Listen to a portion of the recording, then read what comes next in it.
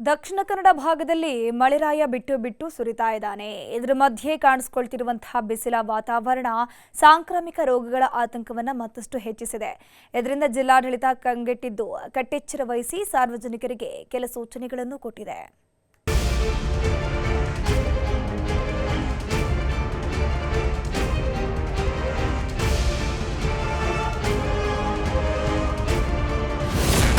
ಮಳೆ ಬಿಸಿಲು ಸೊಳ್ಳೆಗಳ ಉತ್ಪತ್ತಿ ಜಾಸ್ತಿ. ಡೆಂಘಿ ಜಾಂಡೀಸ್ ಭೀತಿ, ಜಿಲ್ಲಾಡಳಿತ ಕಟ್ಟೆಚ್ಚರ.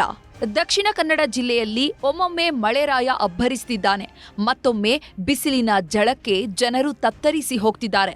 ವಾತಾವರಣದ ಬದಲಾವಣೆಯಿಂದ ಸೊಳ್ಳೆಗಳ ಕಾಟ ಹೆಚ್ಚಾಗಿದೆ. ಇದರಿಂದ ಸಾಂಕ್ರಾಮಿಕ ರೋಗಗಳ ಭೀತಿ ಶುರುವಾಗಿದ್ದು ಜಿಲ್ಲಾಡಳಿತ ಕಟ್ಟೆಚ್ಚರ ವಹಿಸಿದೆ.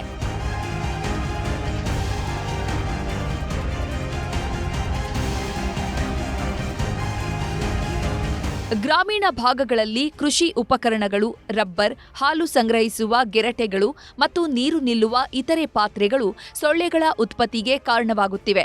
ಈ ಹಿನ್ನೆಲೆಯಲ್ಲಿ ಆರೋಗ್ಯ ಇಲಾಖೆ ಹಾಗೂ ಜಿಲ್ಲಾಡಳಿತ ಸೊಳ್ಳೆಗಳ ಉತ್ಪತ್ತಿ ತಾಣಗಳನ್ನು ಗುರುತಿಸಿ ಫಾಗಿಂಗ್ ನಡೆಸುವ ಜೊತೆಗೆ ಲಾರ್ವಾ ನಾಶದ ಔಷಧಿ ಸಿಂಪಡಿಸುವ ಕಾರ್ಯವನ್ನ ಕೈಗೊಂಡಿದೆ. ಮಳೆ ಬಿಟ್ಟು ಬರ್ತಾ ಇದೆ. ಮಳೆ ಬಿಟ್ಟು ಬರುವ ಕಾರಣ ಒಂದು ಸಲ ಮಳೆ ಬರ್ತದೆ, ಒಂದು ಸಲ ಬಿಸಿಲು ಬರ್ತದೆ. ಸೊ ಜನ ಈ ನೀರು ನಿಲ್ಲುವ ಬಗ್ಗೆ ಯೋಚಿಸುವುದನ್ನು ಕಮ್ಮಿ ಮಾಡ್ತಾರೆ.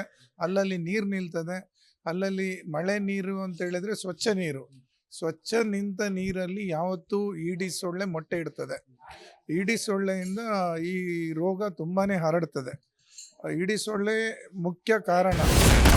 ಮಳೆಗಾಲ ಆರಂಭವಾಗಿರುವ ಕಾರಣ ಕುದ್ರೋಳಿ, ಡೊಂಗರಕೇರಿ ಮತ್ತು ಅಳಕೆ ಭಾಗಗಳಲ್ಲಿ ಜಾಂಡೀಸ್ ಪ್ರಕರಣಗಳು ಹೆಚ್ಚಾಗಿದೆ. ಇದು ಆರೋಗ್ಯ ಇಲಾಖೆಯ ಆತಂಕಕ್ಕೂ ಕಾರಣವಾಗಿದೆ. ಹೀಗಾಗಿ ಕಾಮಾಲೆ ರೋಗವನ್ನು ತಡೆಯಲು ಶುದ್ಧ ಕುಡಿಯುವ ನೀರನ್ನ ಬಳಸುವುದು, ಆಹಾರದ ಸ್ವಚ್ಛತೆ ಕಾಪಾಡಿಕೊಳ್ಳುವುದು ಹಾಗೂ ವೈಯಕ್ತಿಕ ಸ್ವಚ್ಛತೆಗೆ ಆದ್ಯತೆ ನೀಡುವಂತೆ ಆರೋಗ್ಯ ಇಲಾಖೆ ಮನವಿ ಮಾಡಿದೆ. ಸಾರ್ವಜನಿಕರು ಮನೆಯ ಸುತ್ತಮುತ್ತ ನೀರು ನಿಲ್ಲದಂತೆ ನೋಡಿಕೊಳ್ಳುವುದು, ವಾರಕ್ಕೊಮ್ಮೆ ನೀರಿನ ಪಾತ್ರೆಗಳನ್ನು ಖಾಲಿ ಮಾಡಿ ಸ್ವಚ್ಛಗೊಳಿಸುವುದು ಹಾಗೂ ಜ್ವರದ ಲಕ್ಷಣಗಳು ಕಂಡುಬಂದರೆ ತಕ್ಷಣ ಆಸ್ಪತ್ರೆಗೆ ಭೇಟಿ ನೀಡಿ ಪರೀಕ್ಷೆ ಮಾಡಿಸಿಕೊಳ್ಳುವಂತೆ ಆರೋಗ್ಯ ಇಲಾಖೆ ಸಾರ್ವಜನಿಕರಿಗೆ ಸೂಚನೆ ಕೊಟ್ಟಿದೆ.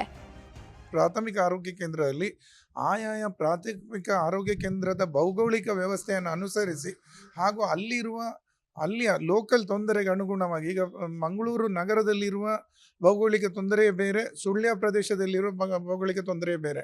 ನಮ್ಮಲ್ಲಿ ಜಾಸ್ತಿ ಕಟ್ಟಡಗಳಲ್ಲಿ ನೀರು ನಿಂತರೆ ಅಲ್ಲಿ ಸುಳ್ಯದಲ್ಲಿ ಈ ರಬ್ಬರ್ ತೋಟದಲ್ಲಿರುವ ಕಪ್ಪುಗಳಲ್ಲಿ ನೀರು ನಿಲ್ತದೆ. ಸೊ ಅಲ್ಲಿಯ ವ್ಯವಸ್ಥೆಗೆ ಅನುಗುಣವಾಗಿ ಅಲ್ಲಿಯ ವೈದ್ಯರು, ಅಲ್ಲಿಯ ಪ್ರಾಥಮಿಕ ಆರೋಗ್ಯ ಕೇಂದ್ರದ ವೈದ್ಯರು ಅಲ್ಲಿಗೆ ಬೇಕಾದ ರೀತಿಯಲ್ಲಿ ಪ್ರಿಪೇರ್ಡ್ನೆಸ್ ಪ್ಲಾನ್ ಅಂತ ಮಾಡ್ತಾರೆ. ಒಟ್ನಲ್ಲಿ ಮಳೆ ಬಿಸಿಲಿನ ಮಧ್ಯೆ ಸಾಂಕ್ರಾಮಿಕ ರೋಗಗಳ ಭೀತಿ ಹೆಚ್ಚಾಗಿದ್ದು ಜಿಲ್ಲಾಡಳಿತ ಹಾಗೂ ಆರೋಗ್ಯ ಇಲಾಖೆ ಮುನ್ನೆಚ್ಚರಿಕಾ ಕ್ರಮಗಳನ್ನು ಕೈಗೊಂಡಿದೆ.